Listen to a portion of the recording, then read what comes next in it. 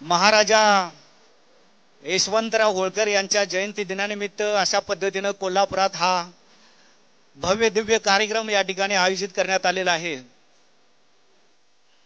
आपल्या सर्वांना माहिती आहे की 2011 मध्ये या ठिकाणी मागच्या शाहू सांस्कृतिक हॉल मध्ये महाराजा यशवंतराव होळकर यांच्यावरचा पोवाडा सादर केला होता। त्यानंतर आज पुन्हा एकदा महाराजा यशवंतराव होळकर यांच्या नावाने इतका भव्य दिव्य कार्यक्रम या ठिकाणी संपन्न होतोय। महाराष्ट्राच्या कानाकोपऱ्यातून अनेक समाज बांधव या ठिकाणी आलेले आहेत। महाराजा यशवंतराव होळकर यांचं जन्मस्थळ हे पुणे जिल्ह्यातल्या वाफगाव या ठिकाणी आहे आणि किल्ले वाफगाव या ठिकाणी महाराजा यशवंतराव होळकर यांची आज मोठ्या धूमधडाक्यामध्ये जयंती सुरू आहे। बांधवांनो, असं म्हटलेलं आहे की जो इतिहास जानता है वो ही इतिहास बनाता है। ज्याला इतिहास माहित आहे, ज्याला भूगोल माहित आहे, तोच नवा इतिहास घडवू शकतो। म्हणून आपल्याला आपल्या इतिहासाची ओळख व्हावी, आपल्याला आपला इतिहास माहित व्हावा, यासाठी हा कार्यक्रम या ठिकाणी आयोजित करण्यात आलेला आहे। मी नेहमी सांगत असतो की तुमच्याकडे किती एकर द्राक्षाची बाग आहे, किती एकर डाळिंबाची बाग आहे, त्याला शून्य किंमत आहे। एखाद्या तालुक्याच्या ठिकाणी गेल्यानंतर, जिल्ह्याच्या ठिकाणी गेल्यानंतर तुमच्या समाजाच्या अभिमानाच्या, स्वाभिमानाच्या, अस्तित्वाच्या आणि अस्मितेच्या किती खाणाखुणा दिसतात। त्या अभिमानाच्या, स्वाभिमानाच्या, अस्तित्वाच्या आणि अस्मितेच्या खाणाखुणा त्या डाळिंबीच्या बागेपेक्षा आणि द्राक्षेच्या बागेपेक्षा फार महत्त्वाच्या आहेत। मग कोल्हापुरात आल्यानंतर आपला समाज आपल्या अंगखांद्यावरून या अभिमानाच्या आणि स्वाभिमानाच्या कोणत्या आणि किती खाणाखुणा मिरवतो, हा जर प्रश्न या ठिकाणी विचारला तर बांधवांनो, याचं उत्तर आपल्याला समाधानकारक असं देता येणार नाही। आणि त्यामुळेच आपल्या अस्तित्वाच्या, अभिमानाच्या, स्वाभिमानाच्या आणि अस्मितेच्या खाणाखुणा प्रत्येक गावात, प्रत्येक वाडीवरती, वस्तीवरती, तालुक्याच्या ठिकाणी, जिल्ह्याच्या ठिकाणी, मोठमोठ्या शहरामध्ये आपल्याला पाहायला मिळाल्या पाहिजेत। या ठिकाणी आपल्या सर्वांच्या प्रयत्नातून माननीय श्री बबनरावजी रानगे साहेब, बायाजी शेळके साहेब आणि आपल्या सर्वांच्या प्रयत्नातून या ठिकाणी पुण्यश्लोक लोकमाता राजमाता अहिल्यादेवी होळकर यांचं भव्य दिव्य असं स्मारक उभा राहते। बांधवांनो, हे स्मारक म्हणजे आपल्या स्वाभिमानाच्या, अभिमानाच्या, अस्तित्वाच्या आणि अस्मितेच्या खाणाखुणांच्या पैकी एक खूण आहे। अशा अनेक खाणाखुणा आपल्याला प्रत्येक तालुक्याच्या आणि जिल्ह्याच्या ठिकाणी पाहायला मिळाल्या पाहिजेत। म्हणून तर यशवंत सेना असेल किंवा अन्य संघटना असतील, या सर्वांच्या माध्यमातून आपलं म्हणणं एकच आहे की आपल्याला आपल्या महापुरुषांच्या ज्या काय प्रेरणा आहेत, त्या प्रेरणा जतन करून ठेवता आल्या पाहिजेत। म्हणून तर प्रत्येक गावामध्ये, तालुक्याच्या, जिल्ह्याच्या ठिकाणी आपल्या महापुरुषांचे पुतळे उभा राहिले पाहिजेत, त्यांची स्मारकं उभा राहिली पाहिजेत। परंतु दुर्दैवानं तसं चित्र महाराष्ट्रामध्ये दिसत नाहीये। यशवंत सेनेच्या माध्यमातून या कोल्हापूर जिल्ह्यामध्ये महाराजा यशवंतराव होळकर यांचं त्यांच्या नावाला, त्यांच्या कीर्तीला साजेस असं भव्य दिव्य स्मारक उभा करण्याचा मनोदय या ठिकाणी यशवंत सैनिकांनी व्यक्त केलेला आहे। आणि मला खात्री आहे की माननीय माधवभाऊ गडदे यांच्या नेतृत्वाखाली काम करणारी ही जी यशवंत सेना आहे आणि तमाम यशवंत सैनिक आहेत, हे सर्व यशवंत सैनिक हा मनोदय या ठिकाणी निश्चितपणे पूर्ण करतील। बांधवांनो, मी म्हणालो की जो इतिहास जानता है वो ही इतिहास बनाता है। म्हणजे काय तर जे लोक इतिहासापासून कोणताही धडा घेत नाहीत, इतिहासापासून कोणताही बोध घेत नाहीत, इतिहासाचा वेध घेत नाहीत, इतिहासाचा शोध घेत नाहीत, त्यांना इतिहास देखील धडा दाखवल्याशिवाय सोडत नाही. म्हणून तुम्हाला जर इतिहास केवळ घडवायचाच आहे असं नाही, तुम्हाला तर इतिहास बदलून टाकायचा आहे. आज महाराजा यशवंतराव होळकर यांचं नाव जगाच्या कानाकोपऱ्यामध्ये का गाजते तर महाराजा यशवंतराव होळकर यांनी केवळ इतिहास घडवलाच नाही तर इतिहासच समूळ बदलून टाकला. म्हणून महाराजा यशवंतराव होळकर यांचा इतिहास आज जगाला प्रेरणादायी वाटतो. म्हणून तर त्यांच्यावरती शाहिरी केली जाते, त्यांच्यावरती पोवाडे रचले जातात. बांधवांनो, शाहीर आझाद नायकवडी यांनी जो पोवाडा रचला, जो जगासमोर आणला, एवढ्यावरती आता आपल्याला थांबून चालणार नाही. आता माझा दुसरा प्रयत्न या ठिकाणी सुरू आहे की अहिल्यादेवी होळकर यांच्यावरती देखील शाहीर आझाद नायकवडी यांनी अशाच पद्धतीने एक भव्य दिव्य पोवाडा तयार केला पाहिजे आणि तो पोवाडा देखील जगासमोर आणला पाहिजे. आणि शाहीर आझाद नायकवडी यांनी होय म्हणून सांगितलेलं आहे.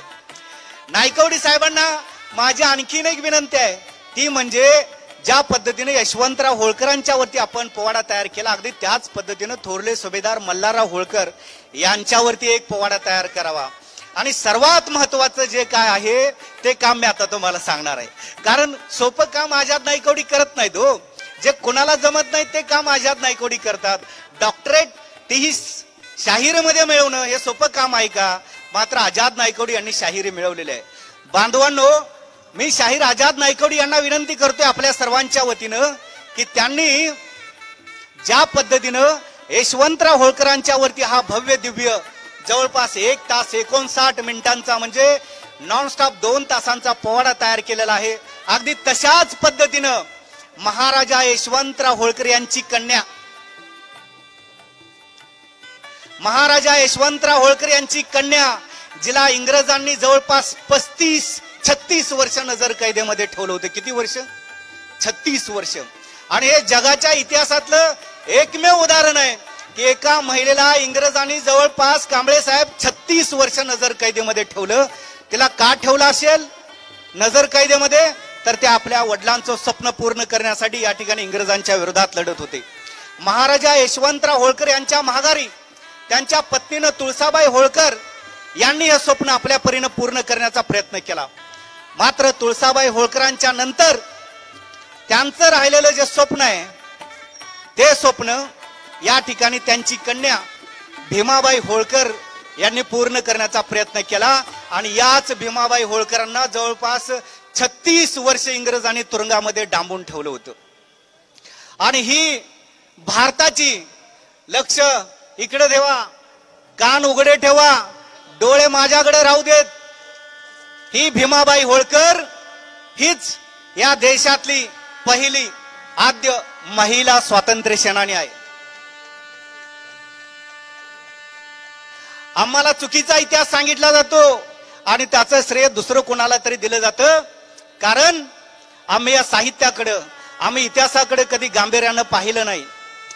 बांधवांनो, मी ज्यावेळेस आरेवाडीच्या बिरोबा बनात गेलो, नायकवडी साहेब, पट्टण कडोलीच्या बिरोबा यात्रेत गेलो, फुलजंतीच्या महाळीक रायाला गेलो गेल्या महिन्यात, आणि जेजुरीच्या खंडोबाजवळ देखील गेलो. त्या ठिकाणी धनगर समाज ओव्या म्हणत होता, ओव्या. आणि त्यांच्याकडे जे असलेलं साहित्य आहे, हा धनगर शेळ्या मेंढ्या राखत रानोमाळ भटकंती करत असल्यामुळं, शाळेत न गेल्यामुळं त्यांना ते लिहून ठेवता आलं नाही. मग त्यांनी आपल्या साहित्याचं जतन कसं केलं तर त्या ओव्यांच्या माध्यमातून जतन केलेलं आहे. म्हणून या धनगरी ओव्या हे धनगरांचं खरं खुरं अस्सल साहित्य आहे. आणि या धनगरी ओव्या हेच धनगरांचं मौखिक साहित्य आहे.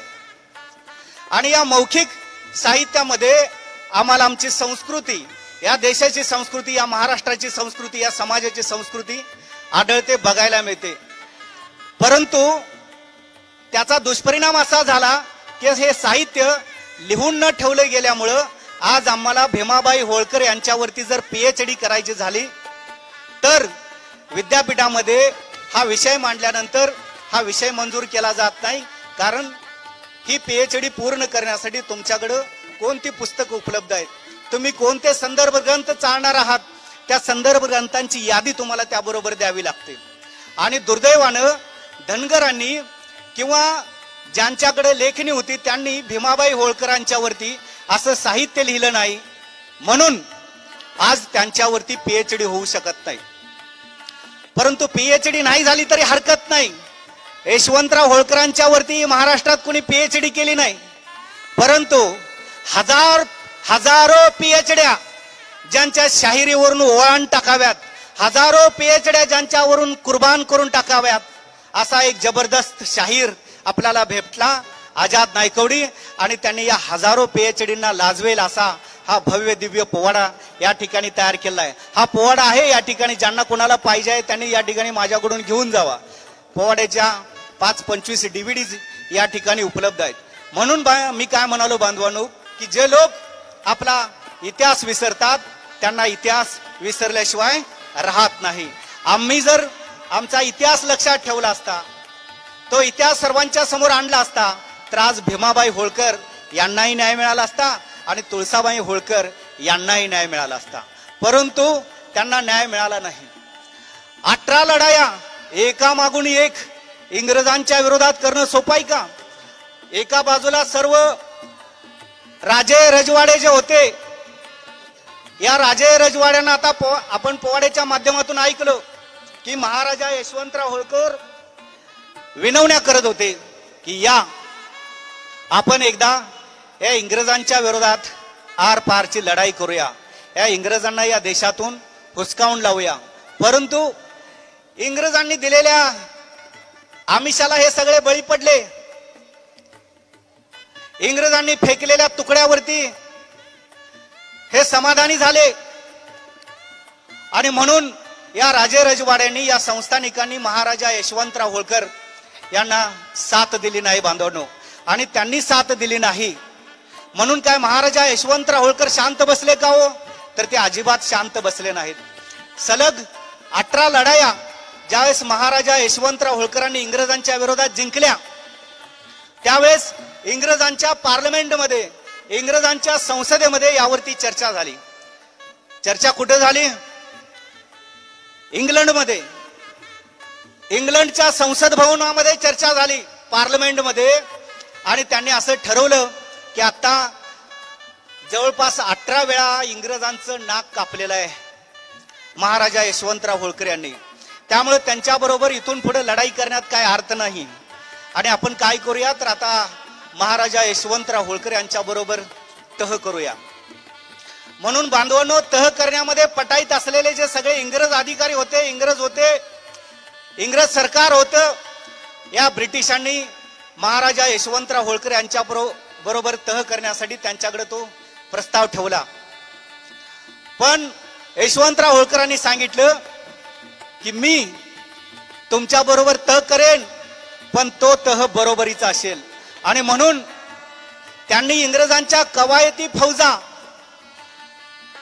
इंग्रज सैन्य आपल्या पदरी बाळगण्यास स्पष्टपणे नकार दिला.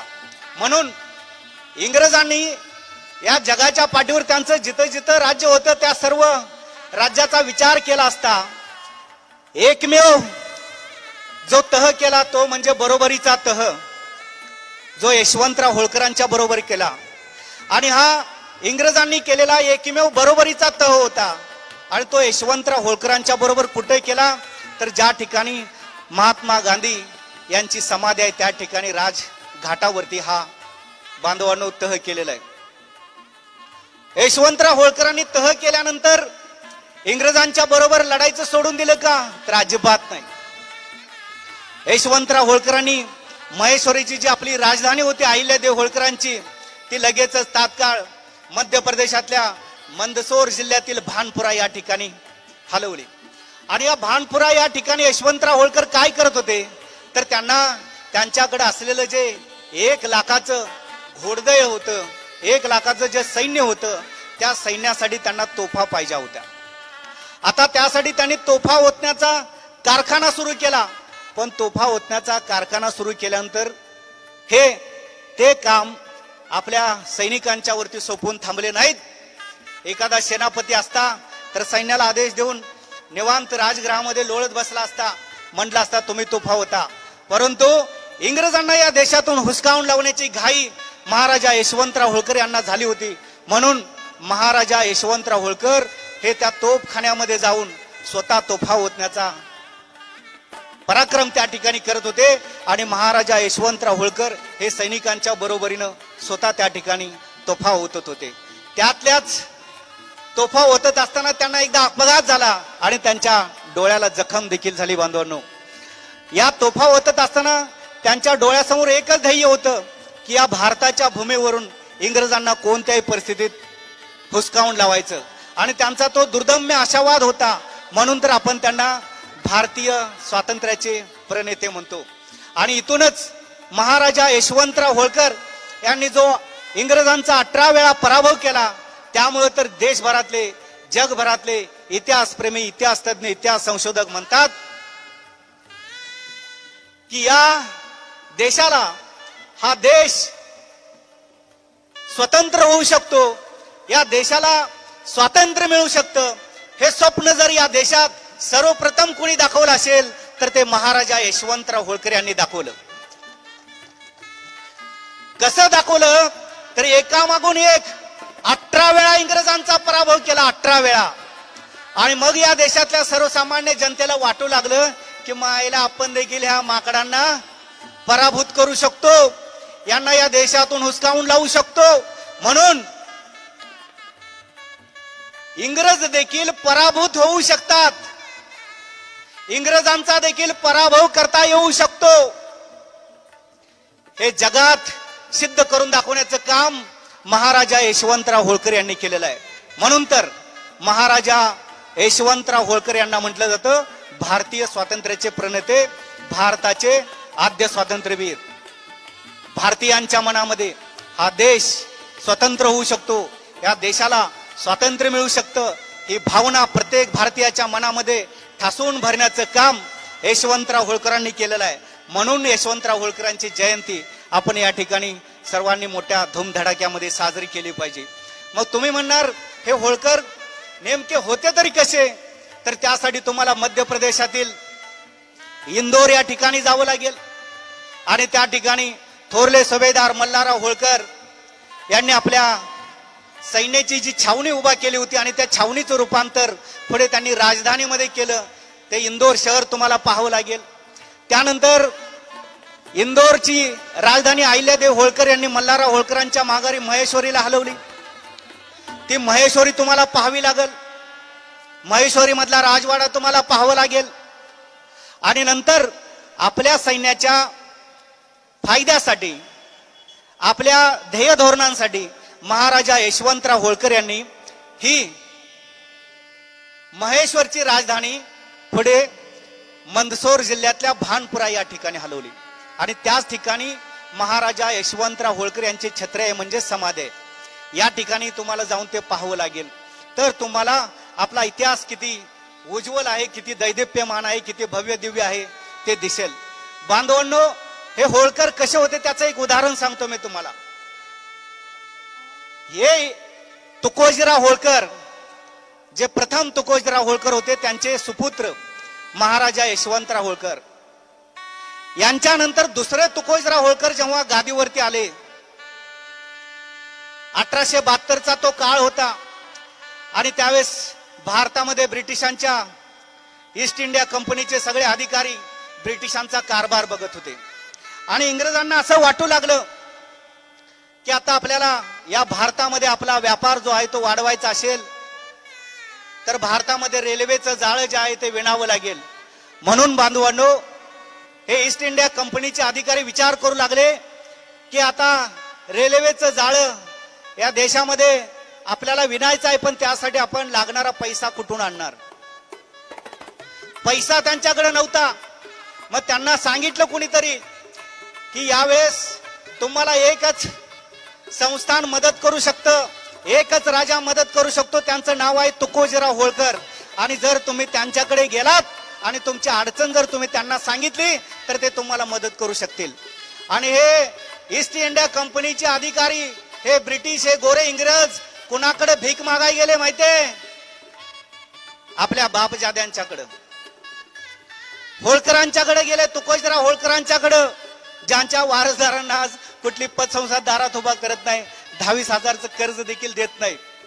असे हे सगळे इंग्रज अधिकारी आपल्या बापजाद्यांच्याकडे गेले, होळकरांच्याकडे, आणि तुकोजीराव होळकरांच्या पायावरती जाऊन डोकं टेकून नाक घासू लागले आणि बोलू लागले की महाराज, आम्हाला रेल्वेचं जाळं विणायचं आहे आणि त्यासाठी आम्हाला काय पाहिजे तर थोडंसं कर्ज पाहिजे, कर्ज तेवढं उपलब्ध करून द्या. तुकोजीराव होळकरांनी थोडासाही विलंब न करता त्या इंग्रजांच्या अधिकाऱ्यांना विचारलं किती पाहिजे. 1872ची गोष्ट, किती पाहिजे? त्यावेळेस इंग्रज अधिकारी म्हणाले की किमान 1 करोड रुपये लागतील. 1872चे 1 करोड म्हणजे आत्ताचे 1 लाख कोटी असतील असं समजा तुम्ही. तर 1 करोड रुपयांचं 1872ला कर्ज या इंग्रजांनी होळकरांच्याकडे मागितलं आणि तुकोजीराव होळकरांनी ते कर्ज जे आहे ते बांधवांनो त्यांना तात्काळ मंजूर केलं.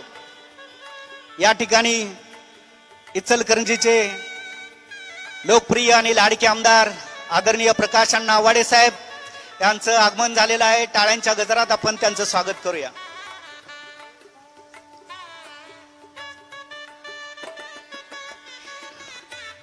हे ईस्ट इंडिया कंपनीचे अधिकारी तुकोजीराव होळकरांच्या पायावरती नाक घासून ज्यावेळेस 1 कोटी रुपयांचं कर्ज मागू लागले त्यावेळेस तुकोजीराव होळकरांनी 1 कोटी रुपयांचं कर्ज दिलं. गमतीचा भाग असा, 1 कोटींचं कर्ज घेतलं, पण नंतर या इंग्रजांच्या असं लक्षात आलं की हे कर्ज घेऊन करायचं काय? आपल्याला ज्या मार्गावरून रेल्वे लाईन टाकायचा, ही सगळी जमीन, रेल्वे लाईन टाकण्यासाठी लागणारी जी सगळी जमीन आहे, ही सगळी जमीन या होळकरांच्या ताब्यात आहे. बांधवांनो, हे इंग्रज अधिकारी पुन्हा एकदा तुकोजीराव होळकरांच्याकडे गेले आणि म्हणाले, महाराज, तुम्ही आम्हाला 1 कोटीचं कर्ज तर दिलं, आम्ही ते घेतलं, पण आमचं दुर्दैव असं आहे की रेल्वे लाईन टाकण्यासाठी आमच्याकडे जमीन नाहीये. तुकोजीराव होळकर म्हणाले, मग काय करता येईल? काय नाही म्हणले, मध्य प्रदेशातील खंडवा, ऐका नीट, मध्य प्रदेशातील खंडवा ते इंदोर इथपर्यंतची जी सारी जमीन आहे ती तुमच्या ताब्यात आहे आणि ती जमीन आम्हाला द्या. किती किलोमीटर होत्या म्हटले? तुकोजीराव होळकर काय म्हटले? किती किलोमीटर होते ती जमीन? तर इंग्रजांनी सांगितलं जवळपास 157 किलोमीटर. आणि तुकोजीराव होळकरांनी क्षणाचाही विलंब न लावता इंग्रजांना आपल्या संस्थानाच्या मालकीची असलेली 157 किलोमीटर जमीन दिली. बांधवांनो, मध्य प्रदेशातील खंडव्यापासून इंदोर पर्यंत, आणि 157 किलोमीटरची ती जमीन दिल्यानंतर इंग्रजांनी त्या ठिकाणी प्रत्यक्ष रेल्वे रूळ टाकण्यासाठी खोदकाम सुरू केलं. वाटेत येणारे अनेक डोंगर खोदले, नदीवरती पूल बांधले, ओढ्यावरती पूल बांधले, अनेक अडचणींचा डोंगर पार करत करत करत जवळपास 157 किलोमीटरचा हा रेल्वे मार्ग तयार झाला. नायकवडी साहेब, हा रेल्वे मार्ग तयार झाला. इंग्रजांचं दुर्दैव पुन्हा आढळलं आणि ते म्हणाले की आता जे वाफेचं इंजिन आणलेलं आहे ते आम्ही रुळापर्यंत कसं नेणार? हे इंजिन रुळापर्यंत नेण्यासाठी मनुष्यबळ नाही तर या ठिकाणी हजारो हत्तींचं बळ लागणार आहे. हे हत्ती कुठून आणणार? तर हे पुन्हा इंग्रज अधिकारी तुकोजीराव होळकरांच्याकडे गेले आणि तुकोजीराव होळकरांच्या पायावरती गडगडू लागले आणि म्हणाले, महाराज, तुमच्या दरबारातले काय हत्ती आम्हाला द्या, आम्हाला ते वाफेचं इंजिन जे आहे ते रुळापर्यंत आणायचं आहे. आणि तुकोजीराव होळकरांनी आपल्या दरबारातले 5-50 हत्ती ते रेल्वेचं इंजिन ओढून रेल्वे रुळावर आणण्यासाठी त्या ठिकाणी दिले. असे होते होळकर. त्यानंतर तुकोजीराव होळकर यांनी त्या रेल्वेला हिरवा झेंडा दाखवला. बांधवांनो, त्या मार्गावरून रेल्वे सुरू झाली आणि आज देखील तुम्ही मध्य प्रदेशातील खंडवा या ठिकाणी गेला तर त्या ठिकाणी जी आपली पंढरपूरला जाणारी देवाची गाडी होती ना, तसलीच गाडी सुरू आहे. 157 किलोमीटर गाडी धावत्या आणि त्या गाडीचं नाव काय माहितीये? Holkar state railway. Holkar state railway, 157 किलोमीटरचा रेल्वे मार्ग कोणी तयार केला? तुकोजीराव होळकरांनी. कोल्हापुरातलं आपलं CPR हॉस्पिटल आहे, 3 मजले. इंदोरमध्ये जावा आणि इंदोरमध्ये बघा. इंदोर विकास निगमनं एक हॉस्पिटल उभा केलेलं आहे, गव्हर्नमेंट हॉस्पिटल. ते किती मजले आहे माहिती आहे? 7 मजली. आणि त्या 7 मजली हॉस्पिटलला नाव कुणाचं आहे? तर महाराजा यशवंतराव होळकर यांचं नाव आहे. या देशातली सर्वात लांब पल्ल्याची जी रेल्वे आहे तिचं नाव आहे इंदोर ते त्रिवेंद्रम. आणि या इंदोर ते त्रिवेंद्रम या देशातल्या सर्वात लांब पल्ल्याच्या रेल्वेला केंद्र सरकारनं नाव काय दिलेलं आहे माहिती आहे? पुण्यश्लोक अहिल्यादेवी होळकर एक्सप्रेस. बांधवांनो, इंदोरमध्ये क्रिकेटचं स्टेडियम आहे, ज्या ठिकाणी नॅशनल इंटरनॅशनल मॅचेस भरतात. त्या आंतरराष्ट्रीय क्रिकेटच्या स्टेडियमला देखील अहिल्यादेवी होळकरांचं नाव आहे. इतकंच काय तर इंदोरला गेल्यानंतर तुम्हाला हवाई उड्डाण केंद्र दिसतं, म्हणजे इंटरनॅशनल एअरपोर्ट दिसतो, आंतरराष्ट्रीय हवाई उड्डाण केंद्र. या हवाई उड्डाण केंद्राला नाव कुणाचं आहे माहिती आहे? आंतरराष्ट्रीय हवाई उड्डाण केंद्र इंदोर. त्याला नाव आहे पुण्यश्लोक लोकमाता राजमाता अहिल्यादेवी होळकर यांचं. म्हणून देवी अहिल्या आंतरराष्ट्रीय हवाई उड्डाण केंद्रावरती एकदा जा आणि ते इंदोरचं अहिल्यादेवी होळकर यांच्या नावानं सुरू असलेलं आंतरराष्ट्रीय हवाई उड्डाण केंद्र एकदा तुम्ही बघून घ्या. बांधवांनो, हे मी का सांगतोय? तरी आपल्याला माहित असलं पाहिजे, हा आपला इतिहास आहे. बांधवांनो, सोलापूरला विद्यापीठ आहे, पुण्यश्लोक अहिल्यादेवी होळकर यांचं नाव त्या विद्यापीठाला दिलेलं आहे. त्या विद्यापीठाच्या कार्यकक्षेत केवळ 1 जिल्हा आहे, एका जिल्ह्यापुरतं ते विद्यापीठ आहे. अरे तुम्ही मध्य प्रदेशातल्या इंदोरमध्ये जाऊन बघा. इंदोरमध्ये देवी अहिल्या विश्वविद्यालय, हिंदीमध्ये विद्यापीठाला विश्वविद्यालय म्हणतात, इंग्रजीमध्ये आपण त्याला युनिव्हर्सिटी म्हणतो. बांधवांनो, इंदोरला जे अहिल्यादेवी होळकर विद्यापीठ आहे त्या विद्यापीठाच्या कार्यकक्षेत 1, 2, 3, 4 नव्हे तर जवळपास 8 जिल्हे येतात. 8 जिल्हे.